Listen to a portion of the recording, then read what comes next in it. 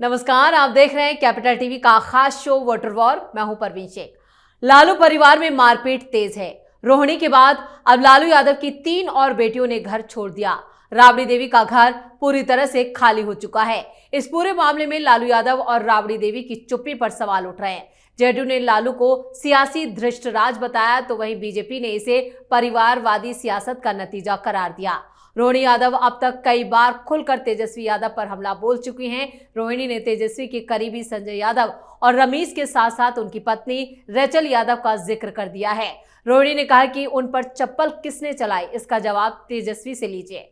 तेजस्वी की पत्नी रेचल यादव से पूछिए, तेजस्वी यादव के खास संजय यादव और रमीश से पूछिए। रोहिणी ने एक बार फिर दोहराया कि जब उन्हें अपमानित किया जा रहा था तो उनके माता पिता रो रहे थे। पिता लालू यादव को दी किडनी को गंदी किडनी बोलने पर रोहिणी बेहद गुस्से में है। कह रही हैं कि हर बार बेटी ही क्यों बलिदान दे, घर के बेटों से भी सवाल होना चाहिए। इस फैमिली ड्रामे में मामा साधु यादव की भी एंट्री हो चुकी है और इस पर चर्चा के लिए स्टूडियो मौजूद हैं कैपिटल टीवी के executive editor Rajeev Singh. Sir, आपका बहुत बहुत स्वागत है। धन्यवाद। लालू परिवार में जो चल रहा है, जो टकराव है, जो झगड़ा है, बहुत ही निचले स्तर पर जा चुका है। तो ये क्या है? मतलब क्या हिस्सेदारी की लड़ाई है या फिर पॉलिटिकल वो कहे कि एक रिवेंज की लड़ाई है? देखिए, हिस्सेदारी की बात करें चाहे राजनीति की बात करें, दोनों मांगने की नहीं छीनने की लड़ाई है। फिलहाल अगर लालू परिवार का एक विचार किया जाए इस पे पूरे मामले पे, तो आप देखिए कि लालू यादव अस्वस्थ चल रहे हैं। मतलब शारीरिक तौर पर तो कमज़ोर हैं ही, राजनीतिक तौर पर भी कमज़ोर हो चुके हैं। क्योंकि एक छोटा सा आज जो एक बैठक हुई है राजद की, उसमें राष्ट्रीय अध्यक्ष ही भाग ले सकते थे, नेतृत्व कर सकते थे बैठक का, या फिर वरिष्ठ सदस्य कोई पार्टी का। लेकिन तेजस्वी यादव ने बैठक का नेतृत्व करके ये मैसेज दे दिया कि राजद अध्यक्ष अब वही हैं, और कहीं ना कहीं उन्होंने पार्टी को और अध्यक्ष पद की कुर्सी को हाईजैक कर दिया है। पहली बात तो यहाँ लालू यादव के सिरे से सरेंडर दिख रहा है। दूसरी बात कि इसी मोमेंट में राजनीतिक तौर पर तेजस्वी यादव काफ़ी कमज़ोर हो चुके हैं। भले ही वे ये दिखा रहे हैं कि पार्टी से लेके हर तरीके से वो मजबूत हैं, लेकिन बिहार में चुनावी हार के बाद, और कह सकते हैं प्रचंड हार के बाद, साफ साफ ये साबित हो रहा है कि तेजस्वी यादव की अब दाल नहीं गिरने वाली। उसके अलावे अब इसी मौके की ताक में गिद्धों का हमला होने लगा है। गिद्ध विपक्ष के तौर पर देखिए, नेताओं के तौर पर देखिए, या फिर अब साधु यादव की भी एंट्री इसमें हो गई है। और साधु यादव की एंट्री होना कम खतरनाक नहीं है, क्योंकि 90 से 2005 के दशक में साधु यादव और लालू के दूसरे साले, छोटे साले सुभाष यादव की क्या तुति बोलती थी बिहार में, ये पूरे बिहार वासियों को पता है।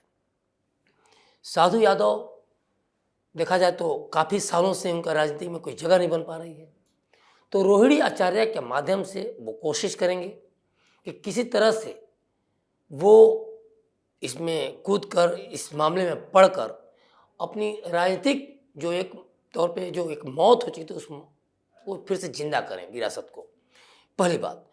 दूसरी बात, चूँकि लालू परिवार का ये जो रोहिणी मामला है इमोशन से जुड़ा हुआ है, लालू परिवार से जुड़ा हुआ है, और सीधे सीधे महिला सम्मान से जुड़ा हुआ है, तो साधु यादव इसलिए भी इसमें इंटरफेयर कर, साफ कह रहे हैं कि कोई कुछ नहीं कर तो हम इंटरफेयर करेंगे, कि यहाँ वो तमगा हासिल करना चाह रहे हैं। और इसके अलावे साधु यादव सबसे ज़्यादा यादवों के बीच में एक स्वीकार्य नेता के तौर पर फिर से अपनी एस्टैब्लिशमेंट खोज रहे हैं, ये भी तय है। आरजेडी में खासतौर से जिस तरह से अभी चुनावी नतीजे आए हैं, उसमें तो कह ही नहीं सकते कि अब साधु यादव जैसे लोगों की कोई मौजूदगी है, लेकिन आरजेडी समर्थकों में उनका एक धड़ा हो सकता है। लेकिन राजीव सर, सवाल ये भी है कि साधु यादव जैसे व्यक्ति और इधर तेज प्रताप यादव, जो खुद भी यहाँ पर चाहते हैं कि वो रोहिणी आचार्य को लेकर जो उनके पार्टी के नेताओं के बयान आए हैं, वो सब क्या दर्शा रहे हैं? मतलब ये सिर्फ तेजस्वी वर्सेस और अदर्स के बीच का मुकाबला होने वाला है? देखिए, साधु यादव को लेकर भी हम नहीं कह सकते। अगर साधु यादव को लेकर कह देंगे कि उनका समर्थक नहीं है, तो ये कल तक बात थी।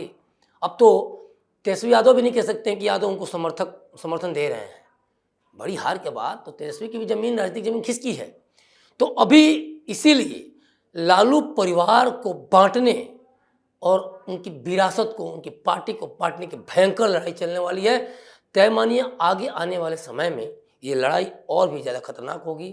कल को गोली बंदूक चलेगा कि हत्या हो जाए, किसी को कुछ भी नहीं कह सकता, क्योंकि लोकतंत्र में ये हो या ना हो, राजतंत्र में होता है। और चूंकि राजतंत्र की बात मैं इसलिए कह रहा हूँ कि परिवार का मामला है, तो एक राजा के ही परिवार का मामला है। ऐसे देखा जाए कि लालू यादव को अगर राजा मान लेते कुछ देर के लिए, तो ये उन्हीं राजा के पूरे पूरे परिवार हैं, वंशज हैं। तो ये आपस में लड़ेंगे, इसमें कोई दो राय नहीं, लड़ाई हो भी चुकी है। दूसरी एक ही बात और है, अगर ये लड़ाई भाई बहनों के बीच में होती तो कोई बात नहीं थी, लेकिन जिस तरह सोशल मीडिया के बीच में, जिस तरह से बड़े नेताओं का इस पर कमेंट आया, साधु यादव का भी कमेंट आ गया, तो अब ये हो रहा है कि अब ये परिवार से बाहर निकलकर बाहरी हिस्सों में खींचतान का विषय बन चुकी है। और इसीलिए साधु यादव इसमें हमलावर हैं, वो अब अपनी ज़मीन इसमें तराशने लगे हैं। हालांकि इस पर लालू यादव का, राबड़ी यादव का, अभी तक देवी का कुछ भी बयान नहीं आया है, जो और भी परेशानी बढ़ा रहा है कि कहीं लालू यादव एकदम निष्क्रिय, निस्तेज तो नहीं हो गए। और यही इस पूरे मामले को सुलझा रहा है। आज साधु यादव आए हैं, कल को सुभाष यादव भी आएंगे, या फिर और भी लोग। और देखिए इसलिए भी ये लोग भी इंटरफेयर कर रहे हैं क्योंकि इनको पता है बाहरी बनाम घर की लड़ाई है ये। जिस तरह संजय यादव का नाम आ रहा है, तेजस्वी यादव कुछ नहीं बोल रहे हैं। जिस तरह संजय यादव के साले का नाम आ रहा है, सुमित का, लालू यादव कुछ नहीं बोल रहे हैं। उसके बाद रमेश का नाम आ रहा है, कहीं कुछ किसी ने नहीं बोला। उसके बाद अदनान का नाम आ रहा है। मतलब कितने सारे नाम, सारे नाम हरियाणा उत्तर प्रदेश से कनेक्टेड हैं।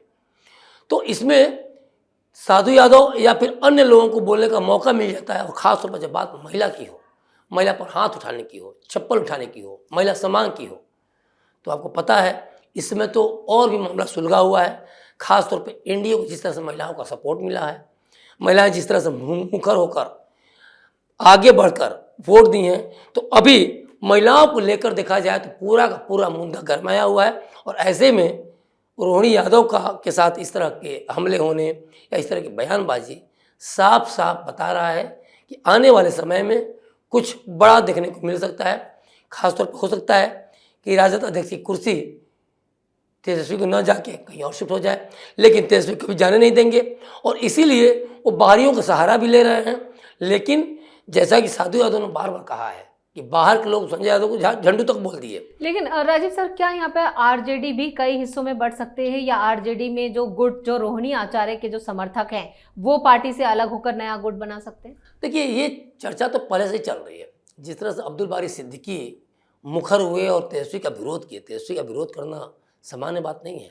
और ये तब हुआ था जबकि लालू यादव ने सिंबल बांटे थे और तेजस्वी ने छीन लिया था, उसकी जस्ट बाद ही इन्होंने बोला है। तो एक तो मामला जिस तरह सुलझा हुआ, जिस तरह आग लगी पड़ी है, उसको ये बढ़ाने वाली बात। दूसरी बात, तेज प्रताप बागी हैं आज की डेट में, रोहिणी बागी हैं, मीसा भारती चुप हैं, समझदार हैं, लेकिन बागी वो भी हैं, पहले भी राष्ट्रीय अध्यक्ष की। बाकी की बहनें भी उन्हीं के पास गई हैं। और उसके अलावा बिल्कुल सही कह रही हैं आप, परिवार और बच्चों को लेकर राजलक्ष्मी, रागिनी यादव और चंदा यादव तीनों की तीनों कल दिल्ली पहुंच चुकी हैं।